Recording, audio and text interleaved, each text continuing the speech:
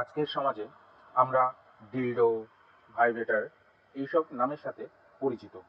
কিন্তু জানেন কি এই ডিলডো বা ভাইব্রেটর এর উৎপত্তি কিভাবে? অতীতে পাশ্চাত্যের নারীরা মুড সুইং বা বিষণ্ণতায় ভুগলে তাদের স্বামীরা চিকিৎসকের কাছে নিয়ে যেতেন। চিকিৎসক এই অবস্থাকে ফিমেল হিস্টেরিয়া নামে এক রোগ হিসেবে চিহ্নিত করতেন।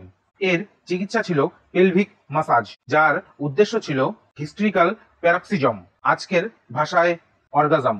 অনেক নারীরা এই ফিমেল হিস্টেরিয়ার চিকিৎসার জন্য নিয়মিত চিকিৎসকের কাছে যেতেন, ফলে দিনের শেষে চিকিৎসকের হাত ক্লান্ত বা কাঁপতে শুরু করত।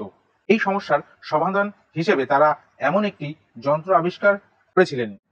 প্রথমে কাঠের এবং পরবর্তীকালে একটি যন্ত্র আবিষ্কার করলেন যা ভাইব্রেশন অর্থাৎ ছন্দময় কম্পন তৈরি করে এবং সহজেই হিস্টেরিক্যাল প্যারক্সিজম অর্জনে সহায়তা করত। এভাবেই ভাইব্রেটরের উৎপত্তি হয়। সেই সময় এটি একটি চিকিৎসার সরঞ্জাম হিসেবে ব্যবহার করা হতো। এমনকি ধনী নারীরাও নিজেদের জন্য বাসায় একটি সংগ্রহ করে রাখতেন, যাতে তারা ফিমেল হিস্টেরিয়া আছে অনুভব করলে ব্যবহার করতে পারেন।